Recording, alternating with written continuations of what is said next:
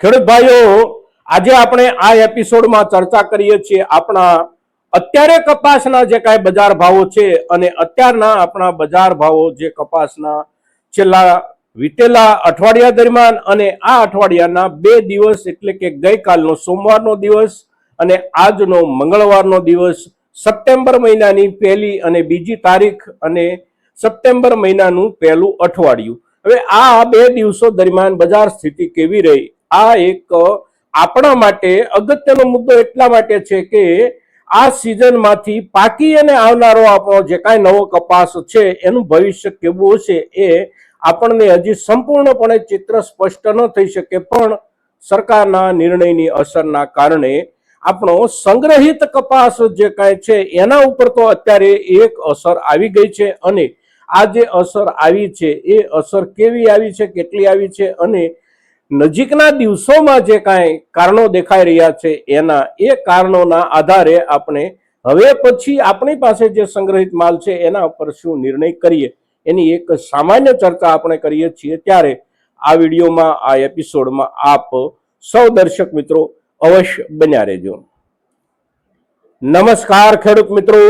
જય કિસાન જય ભારત. ખેડૂત ભાઈઓ, આજે સપ્ટેમ્બર મહિનાની 2જી તારીખ અને આ મહિનાના પહેલા અઠવાડિયાનો બીજો દિવસ.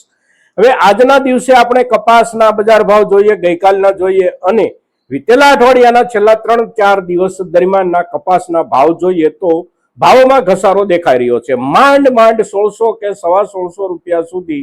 આપણો સારી ક્વોલિટીનો જે કાંઈ પાક સંગ્રહિત ખેડૂત ભાઈઓ પાસે હતો એ પહોંચ્યો તો, પણ આ જે ખબર આવ્યા છે નિઃશુલ્ક આયાતના, એની અસર બજારમાં 2-3 બાજુથી થઈ રહી છે. એક બાજુથી જે થઈ રહી છે એ એવી છે કે ખરીદનારા લોકો જે કોઈ થોડા ઘણા અત્યારે કામકાજ કરી રહ્યા હોય, જીનર્સો, એ જીનર્સોની સામે હવે એમણે પ્રોસેસ કરેલા રૂની વેચાણની ચિંતા આવી અને ઊભી રહી ગઈ છે, કારણ કે બાકીના દેશોમાંથી સસ્તું રૂ આવી શકે એવો માહોલ સરકારે બનાવ્યો છે. એટલે જીનર્સો અત્યારે જે કાંઈ નાનું મોટું કામકાજ પોતાના યુનિટમાં કરતા હોય એમને માટે પણ આગામી નજીકના સમય માટે બજારમાં કોઈ સારા ભાવની અપેક્ષા નથી. પરિણામે એમના તરફથી જે કાંઈ ખરીદારીનો ઉત્સાહ હોય એ ઉત્સાહ છેલ્લા 3-4-5 દિવસ કે આ જાહેરાત થયા પછી ધીમો પડતો જતો રહ્યો છે રોજે રોજ. સામે આપણા ખેડૂત ભાઈઓએ જે કાંઈ સંગ્રહિત કપાસ અત્યાર સુધી રાખ્યો તો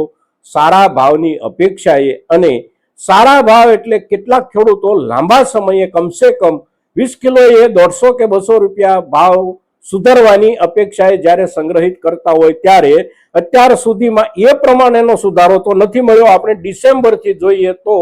છેક અત્યાર સુધી એટલે કે ઓગસ્ટ મહિનો પૂરો થયો ત્યાં સુધીના 8 મહિના દરમિયાન છેલ્લા દિવસોમાં આપણને બજાર ઠીક પહોંચેલું જ્યાં દેખાયું હતું એ પણ એકંદર આપણે જોઈએ તો 1600 થી 1625 રૂપિયા સુધી હતું. હવે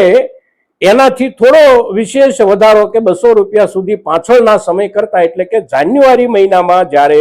છેલ્લી વીણીઓ ખેડૂતે વીણી અને માલ સંગ્રહિત કર્યો હોય ત્યારથી લઈને 8 મહિનાના સંગ્રહ પછી 20 કિલોએ 200 રૂપિયા સુધીના ભાવ સુધારાની અપેક્ષા સુધી બજાર નહોતું પહોંચ્યું. એમાં આ સમાચાર આવ્યા એટલે લગભગ આપણે શનિવારથી જોઈએ તો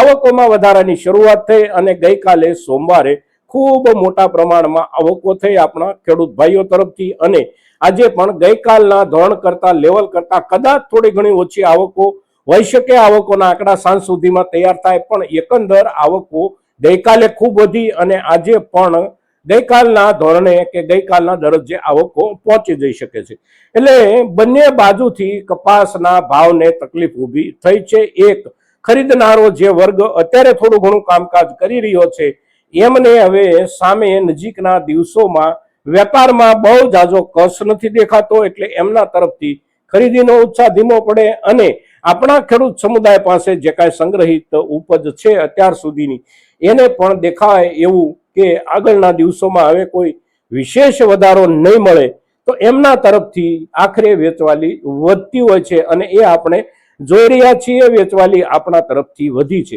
એટલે વધેલી વેચવાલી અને ઘટેલો ખરીદીનો ઉત્સાહ એની અસર નીચે 2 દિવસ કે 3 દિવસમાં આપણે જોઈએ તો લગભગ 50 થી 55 રૂપિયા કમસે કમ ઓછા થઈ ગયા છે, સારામાં સારી ક્વોલિટીના. હવે આ જે મુદ્દો છે ને અત્યારના જે ભાવ જે ક્વોલિટીના આજે આપણને જોવા મળ્યા છે,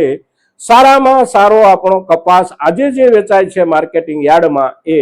1550 અને 1555 થી આગળ જતો અટકી ગયો છે. હવે આ જે કપાસ છે એ કપાસ જે ક્વોલિટી છે એ ક્વોલિટીના હિસાબથી આપણે જોઈએ તો આ ક્વોલિટી મોટા ભાગે ડિસેમ્બર મહિના પહેલા જ આવી જતી હોય છે. ડિસેમ્બર પછી એટલે કે જાન્યુઆરી મહિનો, ફેબ્રુઆરી મહિનો કે માર્ચ મહિનાના શરૂઆતના દિવસો સુધી જે કાંઈ આપણો કપાસ ઉભો રહેતો હોય અને એમાંથી જે આપણે વીણી લેતા હોઈએ એ વીણીની ક્વોલિટી આ પ્રકારની નથી આવતી હોતી, કારણ કે એ પાછોતરી ક્વોલિટી હોય છે એટલે થોડી ડલ હોય છે અને થોડી ડાઉન હોય છે. અત્યારે જે ક્વોલિટી ઊંચામાં ઊંચા એટલે કે 1550-55 સુધી વેચાતી દેખાઈ રહી છે, આ તમામ ક્વોલિટી ડિસેમ્બર મહિના પહેલાની જ હોઈ શકે ખેડૂતની પાસે. એટલે એ સમયથી આપણે જોઈએ તો જાન્યુઆરી મહિનાની શરૂઆતમાં આ વર્ષમાં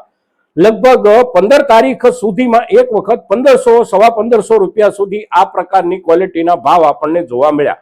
ત્યાર પછી પણ અત્યાર સુધીમાં 2 થી 3 વખત સામાન્ય સુધારો ઘટાડો આવું જ્યારે થયું ત્યારે ભાવ 1500 સુધી પહોંચેલા. હવે એને આપણે 8 મહિનાના સંગ્રહના હિસાબથી જોઈએ તો 8 મહિના પહેલા એટલે કે ડિસેમ્બર મહિના પછી તરત જે માલ 1500-1550 રૂપિયા સુધી વેચાઈ શકતો હતો એ માલ અત્યારે 1550 વેચાઈ રહ્યો છે. એટલે કે એ ક્વોલિટીમાં ખેડૂત તરીકે આપણને વધારો 8 મહિને અત્યારે જે કાંઈ મળ્યો છે માત્ર ને માત્ર 20 કિલોએ